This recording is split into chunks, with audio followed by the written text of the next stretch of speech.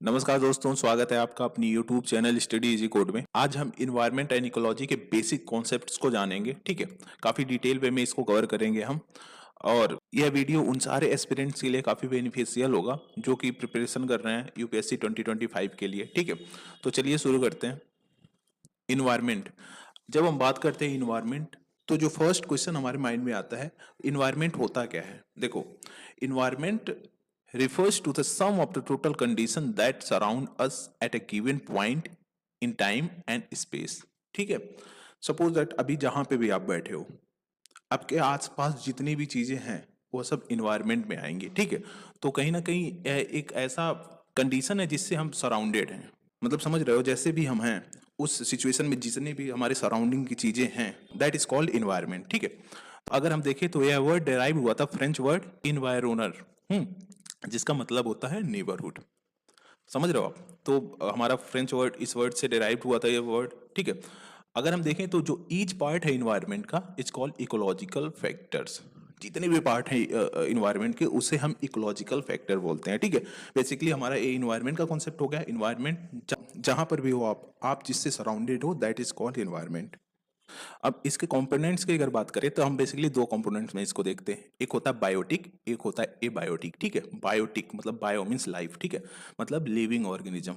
इसमें क्या आते हैं, जो प्रोड्यूसर होते हैं, जैसे प्लांट्स हो गए, कंज्यूमर हो गए, एनिमल्स हो गए, फिर उसके बाद डिकम्पोजर हो गए, माइक्रो ऑर्गेनिज्म जो होते हैं बेसिकली, उसे हम बायोटिक कंपोनेंट्स में रखते हैं। ठीक है, अब यहाँ पे इन्वायरमेंट का यहाँ पे भी डेफिनेशन आप देख सकते हो, the natural world in which people animal and plants live. ठीक है, मतलब एक ऐसा वर्ल्ड जिसमें प्लांट्स एंड एनिमल बेसिकली रहते हैं। ठीक है, तो हमारा बायोटिक कंपोनेंट्स में क्या है, जितने भी लिविंग ऑर्गेनिज्म हैं। ए बायोटिक में क्या होते हैं, जितने भी नॉन लिविंग थिंग्स होते हैं, जैसे हो गया लाइट, ठीक है, टेम्परेचर हो गया, एटमॉस्फेरिक गैसेस, जो गैसेस हमारे सराउंडिंग में वो हो गए। ठीक है, फिर उसके बाद वाटर हो गया, एनर्जी हो गया। समझ रहे हो, तो हमारा जो इन्वायरमेंट के दो कंपोनेंट्स हैं, बायोटिक, एबायोटिक। बायोटिक में लिविंग ऑर्गेनिज्म आते हैं बेसिकली, और एबायोटिक में नॉन लिविंग कंपोनेंट्स आते हैं, जैसे हो गया light, temperature, atmospheric gases, water, energy और एक्सेट्रा। ठीक है, तो आगे बढ़ते हैं।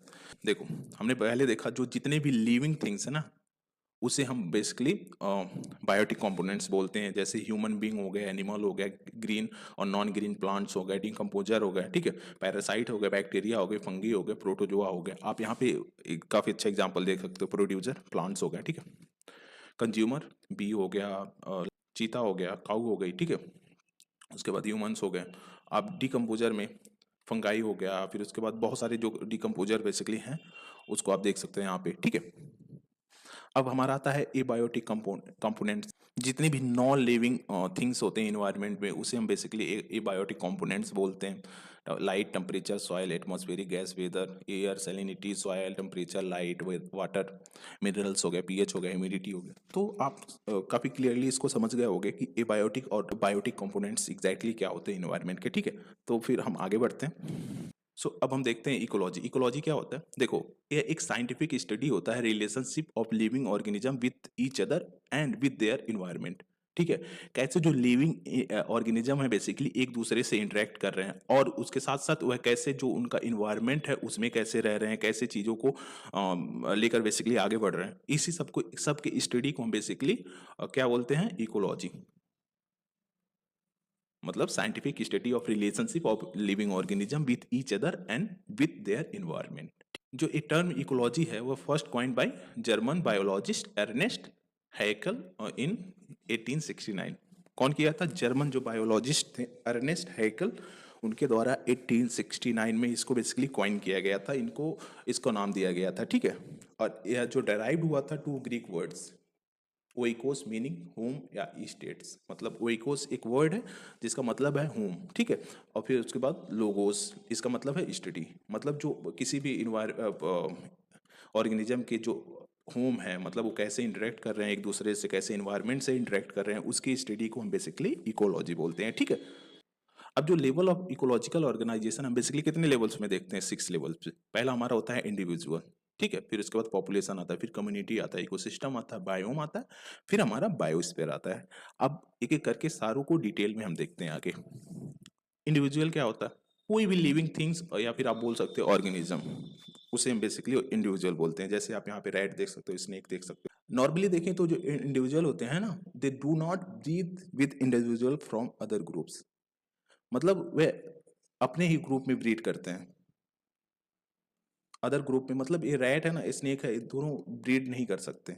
रैट रैट्स में ही करेगा, ठीक है, स्नेक स्नेक में ही करेगा। तो दे do not breed with individual from other groups, ठीक है, मतलब वह अदर ग्रुप्स के इंडिविजुअल्स के साथ ब्रीड नहीं करते हैं। अगर बात करें तो जो इंडिविजुअल्स होते हैं वो परफॉर्म करते हैं all the life processes independently, ठीक है।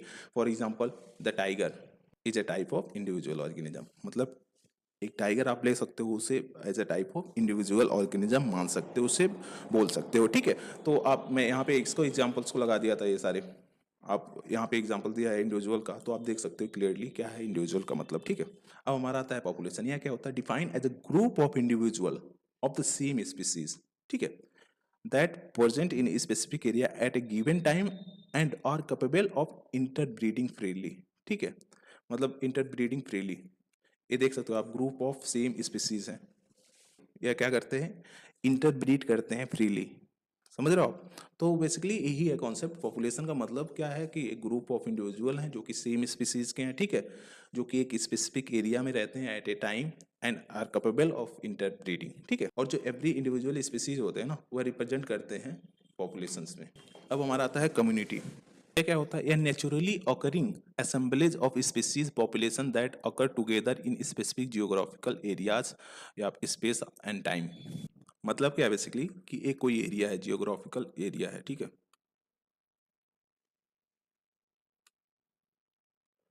जियोग्राफिकल एरिया है, इसमें जितने भी स्पीसीज आपको देखने को मिल रहे हैं, एक दूसरे मतलब असेंबलेज हुए हैं और साथ ही साथ एक दूसरे के साथ मिलके रह रहे हैं, ठीक है। मतलब क्या है बेसिकली कि एक एरिया है जहाँ पे उस एरिया में जितने भी स्पीसीज रह रहे हैं एक दूसरे से मिलके, दैट इज कॉल्ड कम्युनिटी।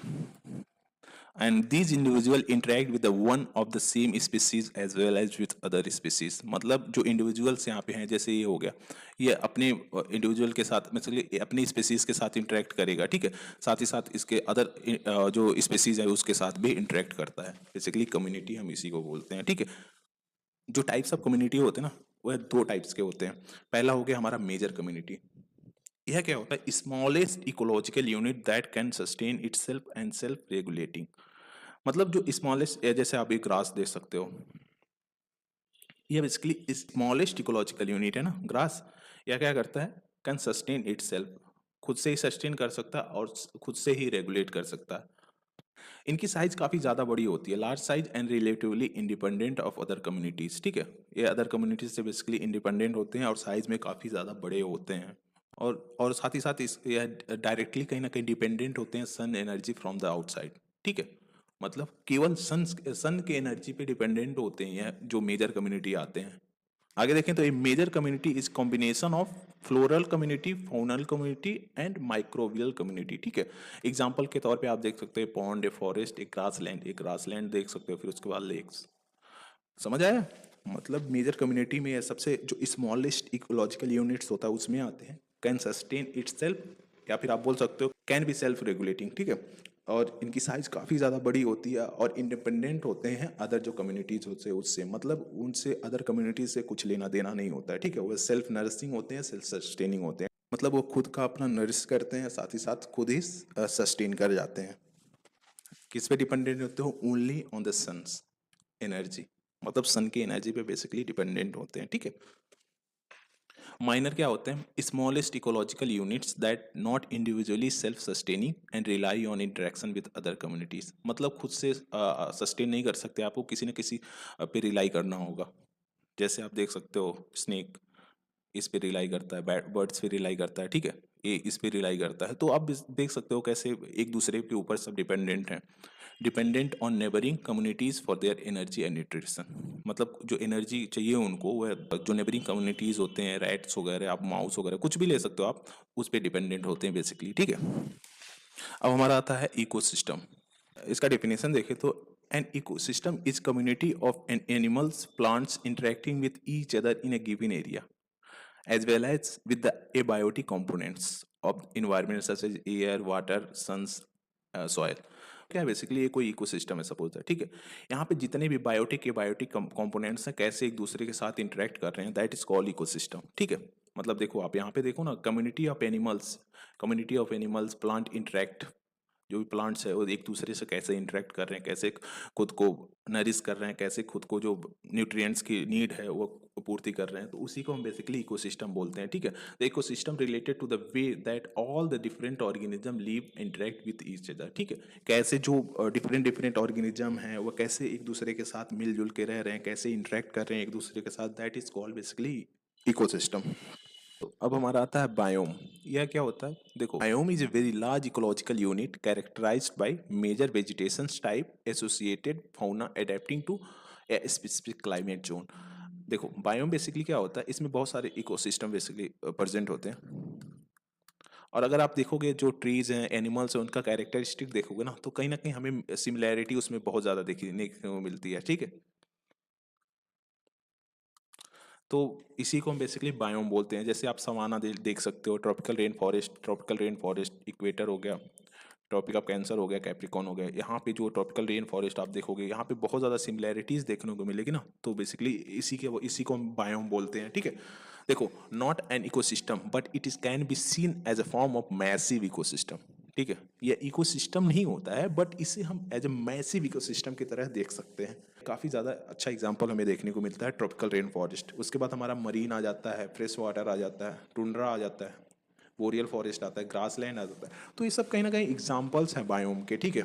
जब हम टू बायोम की बाउंड्री की बात करते हैं तो ये अक्सर डिफाइन किया जाता है बाय ए बायोटिक फैक्टर्स, जैसे सच क्लाइमेट हो गया, क्लाइमेट रिलीफ हो गया, जियोलॉजी हो गया, सॉइल हो गया, वेजिटेशन हो गया, ठीक है। तो मतलब क्या है बेसिकली, जो बाउंड्री और जो अबंडेंस ऑफ ऑर्गेनिज्म वहाँ पे प्रेजेंट है, उनको हम किससे सेग्रीगेट करते हैं। अगर दो दो दो बायोम है, सपोज दैट ये है, तो इससे हम किससे सेग्रीगेट करते हैं, तो उससे उसको हम बेसिकली ए बायोटिक फैक्टर, जैसे क्लाइमेट हो गया, उसके बाद रिलीफ हो, जियोलॉजी हो गया, इस सब चीज़ों से कहीं ना कहीं उसको डिफाइन करते हैं, ठीक है। जैसे डेजर्ट हो गया, टेम्परेट फॉरेस्ट हो गया, इसके बीच में जो सेमी एरिड एरियाज होते हैं बाउंड्री माना जाता है ना। तो यहाँ का आप क्लाइमेट देखोगे, यहाँ पे क्लाइमेट देखोगे, यहाँ के जो स्पीसीज है, यहाँ पे जो स्पीसीज है, दोनों में काफ़ी ज़्यादा सिमिलैरिटीज़ देखने को मिलेगी, ठीक।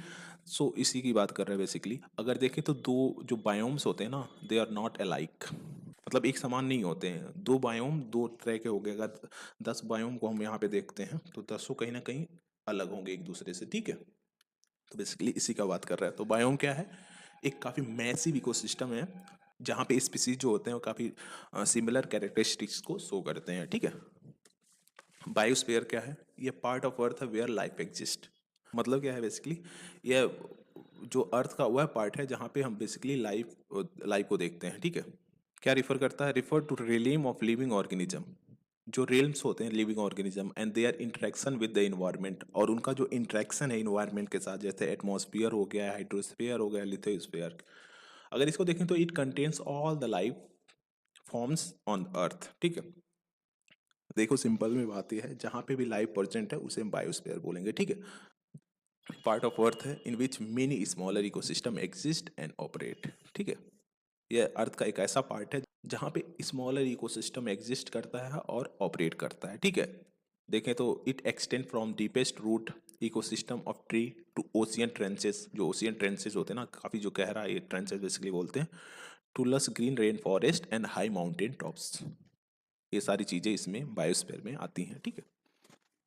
अगर हम देखें डिवीजन का बायोस्फीयर का, तो बेसिकली हम 3 पार्ट में डिवाइड करते हैं। एटमॉस्फेयर हो गया, दूसरा हाइड्रोस्फीयर है, तीसरा लिथोस्फीयर। एटमॉस्फेयर यह क्या होता है, एटमॉस्फेयर जैसे आप अपने सराउंडिंग में देख सकते हो, refers to layer of gases commonly known as air which surround the earth. जो लेयर ऑफ गैसेस हैं जो कि हमें सराउंड किए हुए हैं, बेसिकली अर्थ को सराउंड किए हुए हैं, उसे हम एटमॉस्फेयर बोलते हैं। Hydrosphere, water component of the earth is called hydrosphere, जहाँ भी वाटर कंपोनेंट्स मिलते हैं, जैसे ओशियन हो गया,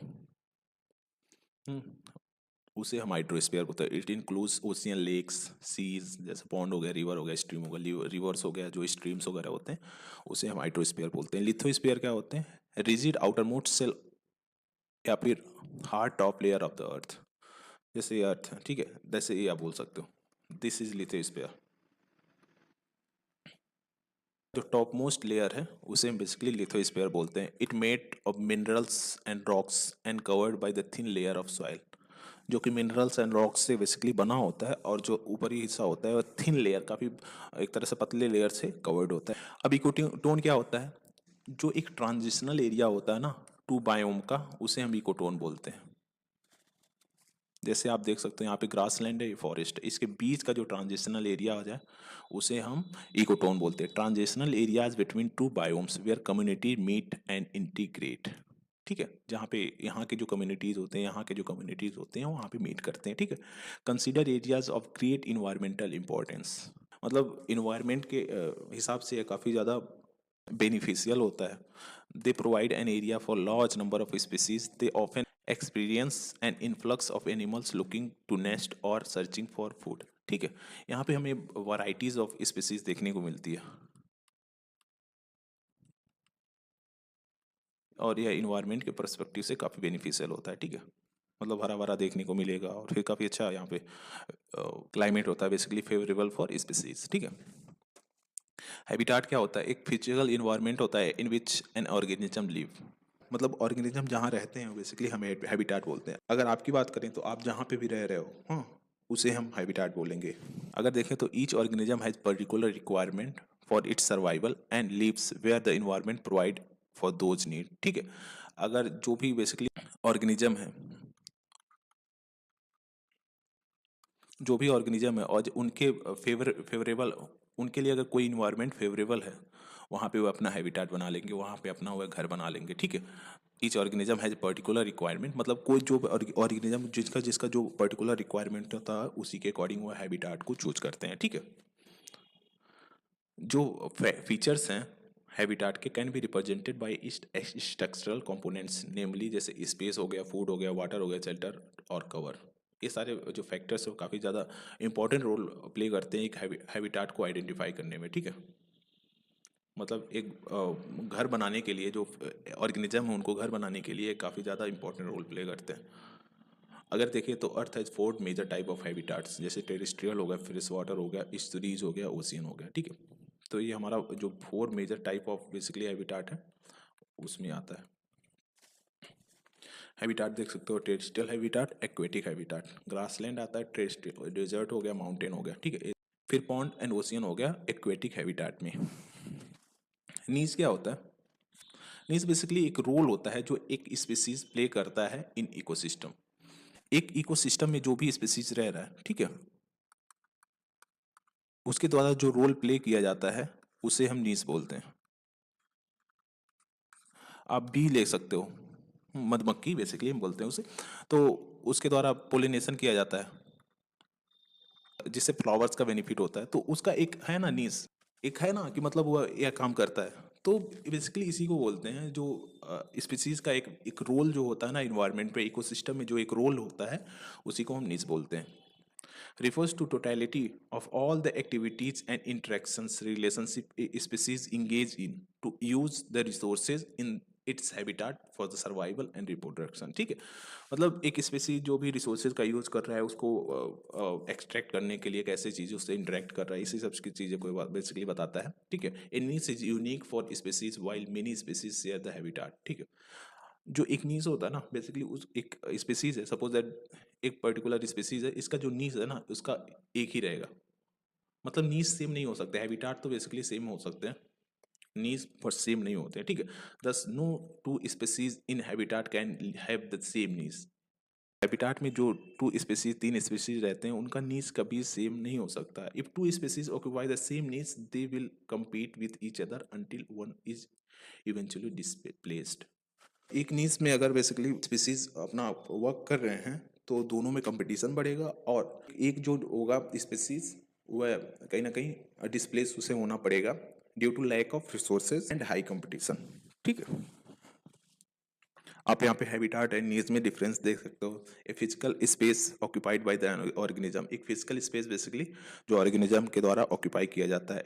यह क्या होता है? एक functional space occupied bye an organism in the same ecosystem. ठीक है, उसका जो बेसिकली फंक्शन है, सेम हैबिटाट में be shared by many organism, a single knees is occupied by single species, मतलब एक नीज, सिंगल नीज को एक सिंगल स्पीसीज के द्वारा ऑक्यूपाई किया जाता है। And habitat specificity is exhibit by organism organism के द्वारा एग्जिबिट किया जाता है। ऑर्गेनिज्म में change their needs with time and season, मतलब टाइम एंड सीजन के अकॉर्डिंग कहीं ना कहीं नीड्स को चेंज किया जाता है ऑर्गेनिज्म के द्वारा, ठीक है।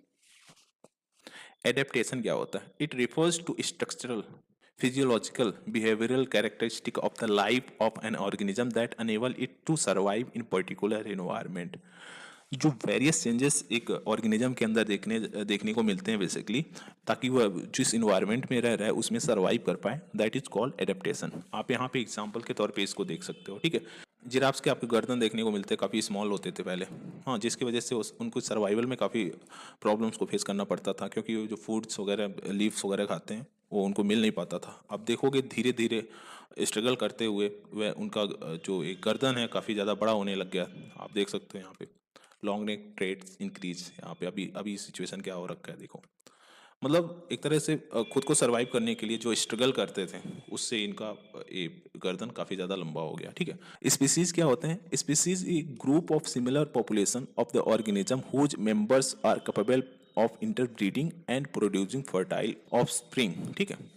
मतलब क्या है बेसिकली, जो सिमिलर पॉपुलेशन होता है ऑर्गेनिज्म का वह इंटरब्रीड करते हैं और अपने जैसे एक नए को पैदा करते हैं, बेसिकली उसे हम स्पीसीज बोलते हैं। यहाँ पे आप देख सकते हो species is group of organism that में interbreed and produce offspring that is also capable of reproducing the same kind of species as well, ठीक है। चिल्ड्रन आप बोल सकते हो। देखो, every species had its own set of genetic characteristics that makes the species unique and different from other species। मतलब जो एक स्पीसीज होता है ना उसका खुद का एक सेट ऑफ कैरेक्टरिस्टिक होता है, जेनेटिक कैरेक्टरिस्टिक होता है, जो कि अदर स्पीसीज से डिफरेंट होता है और उस स्पीसीज को कहीं ना कहीं यूनिक बनाता है। तो ये हमारा बेसिकली स्पीसीज का कॉन्सेप्ट हो गया। अब डिस्पर्सल क्या होता है? क्या है? एक प्रोसेस है by which groups of living organism expand the space of range within which they lives. मतलब क्या है बेसिकली, जो लिविंग ऑर्गेनिज्म एक स्पेस में रहते हैं, आप देख रहे हो यहाँ पे एक्सपेंड कर जा रहे हैं, तो उन्हीं को जो एक्सपेंशन होता है ना उनका, जो कहीं ना कहीं एक जगह से दूसरी जगह अपना खुद का एरिया डेवलप करते हैं, that is called dispersion. Process of dispersal involve immigration and immigration, ठीक है। इमिग्रेशन क्या होता है? जब कोई भी इंडिविजुअल एक जगह से, जैसे यहाँ से सपोज दैट यहाँ से छोड़ के यहाँ जा रहा है, दैट इज कॉल्ड इमिग्रेशन, ठीक है। और जो इसको the movement of individual of a population out of the region on the permanent basis in terms of immigration. Immigration इसका मतलब क्या है? It refers the process of individual moving into new areas. यहाँ पे देखो ये सभी स्पीसीज जो है यहाँ पे न्यू एरियाज में मूव कर रहे हैं, इसे हम इमिग्रेशन का मतलब क्या है? जैसे ई वाला इमिग्रेशन, यहाँ से आप निकल रहे हो, ठीक है, और इमिग्रेशन मतलब इन, मतलब आ रहे हो अब नए एरिया में, समझ रहे हो? तो इसका ये मतलब है। डिस्पर्सल दो टाइप्स के होते हैं, हमने देख लिया। अब बायोटिक पोटेंशियल क्या होता है? देखो, बायोटिक पोटेंशियल का मतलब क्या है? देखो, max population growth under the ideal condition. एक जो आइडियल कंडीशन होता है ना, उसमें कितना पोटेंशियल ग्रोथ हो सकता है कि इंडिविजुअल का, उसे हम बायोटिक पोटेंशियल कर सकते बोलते हैं, ठीक है। Refers to maximum reproductive capacity of an organism under the optimum environment condition. एक जो ऑप्टिमम, एक जो फेवरेबल इन्वायरमेंटल कंडीशन होता है, उसमें जो रिप्रोडक्शन कैपेसिटी है, हाँ, मैक्सिमम रिप्रोडक्शन कैपेसिटी है एक ऑर्गेनिज्म का, उसको हम बायोटिक पोटेंशियल बोलते हैं, ठीक है। किसमें एक्सप्रेस किया जाता है? एक्सप्रेस एज द परसेंटेज और the potential increase per year, ठीक है। एक जो पोटेंशियल या फिर आप परसेंटेज में जो इंक्रीज देखने को मिलता है उसमें एक्सप्रेस किया जाता है, ठीक है। जो फुल एक्सप्रेशन है ऑर्गेनिज्म बायोटिक पोटेंशियल का, वह रिस्ट्रिक्ट होता है बाय इन्वायरमेंटल रेसिस्टेंस। एग्जाम्पल के तौर पे आप देख सकते हैं any factor that inhabits the increase of the population. मतलब कोई भी फैक्टर जो इनहेबिट कर दे, रोक दे पॉपुलेशन के इंक्रीज को, ठीक है। तो बेसिकली इसी की बात कर रहा है। अब बायोटिक इंटरेक्शन और जो स्पीसीज इंटरेक्शन होता है उसको देख लेते हैं। यह क्या होता है? Refers to various way which living organism within the ecosystem interact with each other. जो वेरियस वेज हैं बेसिकली, जो ऑर्गेनिज्म, जो लिविंग ऑर्गेनिज्म है एक दूसरे से इंटरेक्ट करते हैं, हम उसे बायोटिक इंटरेक्शन बोलते हैं। बायोटिक इंटरेक्शन मतलब लिविंग ऑर्गेनिज्म जो इंटरेक्ट कर रहे हैं एक दूसरे से, उसे हम बोलते हैं, ठीक है। These interaction are crucial for the survival and functioning of the ecosystem as they influence the distribution, abundance and evolution of species. मतलब जो इंटरेक्शन है ना, वह काफ़ी ज़्यादा क्रूशियल रोल प्ले करता है, जो स्पीसीज का सर्वाइवल है, फिर अबंडेंस की जो पॉपुलेशन इंक्रीज है, उसके बाद जो इवोल्यूशन होता है ना स्पीसीज का, उसमें तो बेसिकली बायोटिक इंटरेक्शन यही होता है, क्या होता है, जो स्पीसीज बायोटिक स्पीसीज जो बेसिकली एक दूसरे से जो इंटरेक्ट कर रहे हैं उसे हम बोलते हैं, ठीक है। ये बेसिकली 3 टाइप्स के होते हैं, 3 टाइप्स ऑफ बायोटिक इंटरेक्शन, जैसे positive interaction, neutral interaction, negative interaction. Positive में हमारा क्या होता है, कमेंसलिज्म, म्यूचुअलिज्म, सिम्बायोसिस, ठीक है। न्यूट्रलिज्म होता है, फिर उसके बाद नेगेटिव में amensalism, predation, parasitism and competition. आप यहाँ पे देख सकते हो ये नेगेटिव को शो करता है, ठीक है, ये पॉजिटिव को शो करता है। तो प्रेडेशन होता है, पैरासाइटिज्म होता है, कंपटीशन होता है, म्यूचुअलिज्म, अमेंसलिज्म, कमेंसलिज्म, ठीक है। तो हम एक एक करके डिटेल वे में देखते हैं। कमेंसलिज्म, इसमें क्या होता है, one species is benefited while the other is neither harm nor benefited. मतलब एक स्पीसीज को बेनिफिट हो रहा है बट जो वहीं पे दूसरा स्पीसीज है, जब मतलब देखो बायोटिक इंटरेक्शन की बात कर रहे हैं ना, जब दो स्पीसीज एक दूसरे से इंटरेक्ट कर रहे हैं तो कमेंसलिज्म में क्या होता है कि एक स्पीसीज को बेनिफिट हो रहा है बट वहीं पे दूसरे स्पीसीज को ना बेनिफिट हो रहा है ना हार्म हो रहा है, मतलब उसे कोई इम्पैक्ट नहीं पड़ रहा है, जैसे आप यहाँ पे देख सकते हो, ठीक। फिर हमारा आता है म्यूचुअलिज्म। इसमें क्या है, close association between two species wherein both species benefited. मतलब जो दो स्पीसीज एक दूसरे से इंटरेक्ट कर रहे हैं, इसमें क्या है, म्यूचुअलिज्म में दोनों स्पीसीज को बेनिफिट हो रहा है। जैसे यहाँ पे पोलिनेशन हो जा रहा है, ठीक है, यहाँ पे बी को फूड मिल जा रहा है, फ्लावर्स का पोलिनेशन हो रहा है, बी को फ्रूट मिल जा रहा है, इसे इसे हम म्यूचुअलिज्म बोलते हैं। अब सिम्बायोसिस क्या होता है, एक ऐसा कंडीशन है बेसिकली जहाँ पे जो इंटरेक्शन होता है ना, मतलब जो स्पीसीज दो दो स्पीसीज एक दूसरे से इंटरेक्ट कर रहे हैं, अगर वो इंटरेक्ट ना करें तो सर्वाइव ही नहीं कर पाएंगे। Involve is so intimate that interaction species can not live without each other. मतलब क्या है, बेसिकली जो इंटरेक्शन स्पीसीज है ना, जो एक दूसरे से इंटरेक्ट कर रहे हैं ना, वह सर्वाइव ही नहीं कर सकते हैं अगर इंटरेक्शन नहीं हुआ तो। जैसे कोरल्स ले सकते हो, कोरल्स एंड जूजेंथली, आप कॉन्सेप्ट पढ़े हो ना, अगर नहीं पढ़े हो तो आगे वीडियोज में हम बताएंगे एग्जैक्टली क्या है, ठीक है, एक इसका वीडियो लेकर आएंगे। तो उसको कहीं ना कहीं सिम्बायोसिस का एक काफ़ी अच्छा एग्जाम्पल माना जाता है, ठीक है। सिम्बायोसिस क्या है, टाइप ऑफ म्यूचुअलिज्म है, एक टाइप है म्यूचुअलिज्म का, ठीक है। Neutralism refers to type of relation between two species that interact but do not affect each other। मतलब एक दूसरे से वह इंटरेक्ट कर रहे हैं बट दोनों को बेनिफिट नहीं हो रहा, मतलब कोई इम्पैक्ट नहीं पड़ रहा है बेसिकली, आप मतलब दोनों को ना बेनिफिट हो रहा है ना हार्म हो रहा है, ठीक है। In this case, the fitness of one species has absolutely no effect whatsoever on that of another, ठीक है। मतलब बेसिकली क्या है कि जो फिटनेस है वन स्पीसीज का, उससे दूसरे को कोई इम्पैक्ट नहीं पड़ा, कुछ ना नेगेटिव हो रहा है ना पॉजिटिव हो रहा है, इसे हम न्यूट्रलिज्म बोलते हैं। न्यूट्रल मतलब न्यूट्रल है ना, ठीक है। अब हमारा आता है अमेंसलिज्म। यह नेगेटिव एसोसिएशन को शो करता है टू स्पीसीज के, ठीक है, जिसमें हम देखते हैं वन स्पीसीज हार्म, या फिर आप बोल सकते हैं रिस्ट्रिक्ट द अदर स्पीसीज। मतलब क्या है बेसिकली कि एक जैसे दो स्पीसीज इंटरेक्ट तो कर रहे हैं, ठीक है, स्पीसीज जो है वह रिस्ट्रिक्ट कर रहा है ग्रोथ को या फिर कुछ भी हो दूसरे स्पीसीज को, ठीक है, without itself being adversely affected और हार्म्ड बाय अदर स्पीसीज। आप यहाँ पे देख सकते हैं ट्री है, हाँ लार्ज ट्री है और ये छोटा ट्री, सनलाइट मिल ही नहीं रहा है तो इसका ग्रोथ नहीं हो पा रहा है, ग्रोथ कहीं ना कहीं रुक गया है ना, तो ये काफ़ी ज़्यादा अच्छा एग्जांपल एक तरह से अमेंसलिज्म को शो करता है, आप देख सकते हैं यहाँ पे, ठीक है। Predation a type of interaction है जहाँ पे predator capture kill and eat an animals of another species called prey. ये होगा प्रेडेटर, ठीक है, ये होगा प्रे। क्या है बेसिकली, इसी को शो कर रहा है कैसे इसको इस पे अटैक कर रहा है, उसको खा रहा है, तो इसी को प्रेडेशन बोलते हैं। The predator naturally benefit from this relationship while the prey is harmed. इसमें इसको बेनिफिट होगा ना, इसको फूड मिल जाएगा और इस बेचारे की कहीं ना कहीं जान चली जाएगी, ठीक है। पैरासाइटिज्म होता है, one species harmed and other benefited. इसका एग्जांपल देख सकते हो, मच्छर खून चूसता है, उसको बेनिफिट होता है बेसिकली, हमें डेंगू मलेरिया जैसे बीमारियों को दे जाता है, तो आप इसका काफ़ी अच्छा एग्जांपल है।